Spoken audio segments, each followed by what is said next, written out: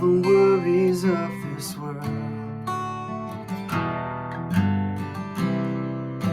I will lay them at your feet. Surrender every anxious thought for perfect peace, your perfect peace. All the loved ones I hold dear, all my hopes and dreams and all my fears, I will choose to trust your name in everything, with everything. I will look up, for there is none above you. I will bow down to tell you that I need you, Jesus, Lord. Jesus, Lord.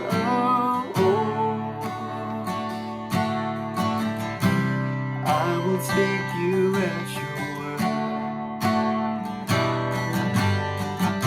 'cause Jesus, you have taken hold of me. All my life is in your hands. You are my strength. You are my strength. I will look up, for there is none above you. I will bow down to tell you that I need you, Jesus, Lord. Jesus, Lord. I will look back and see that you are faithful. I look ahead, believing you are able, Jesus, Lord. You are my Jesus, Lord. Jesus, Lord. Yes, you're Jesus, Lord.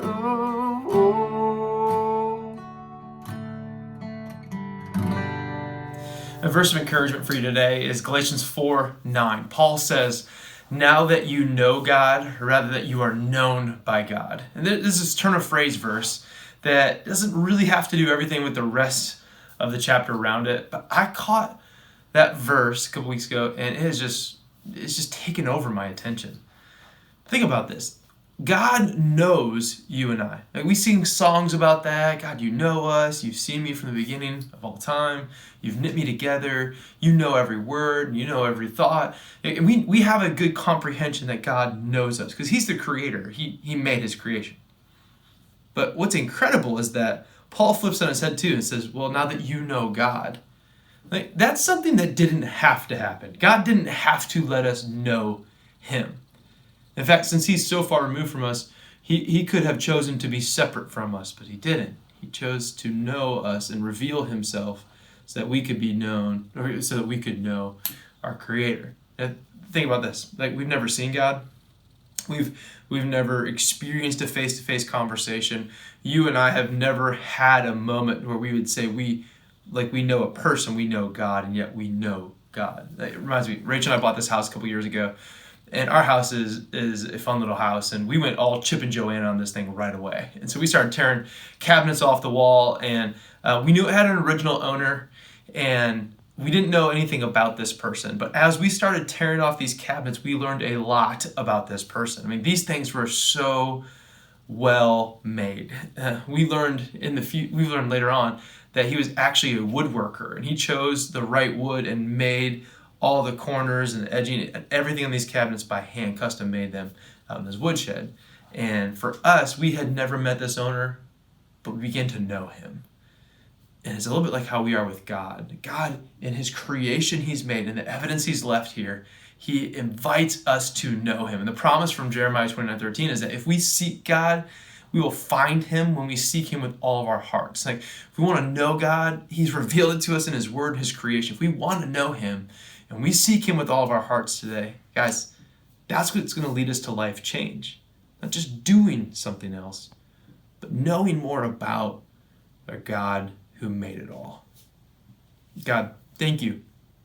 Thank you for choosing to reveal to us who you are, that we may know you.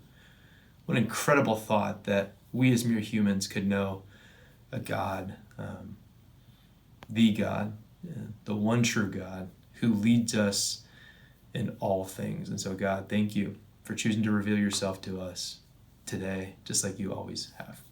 Amen.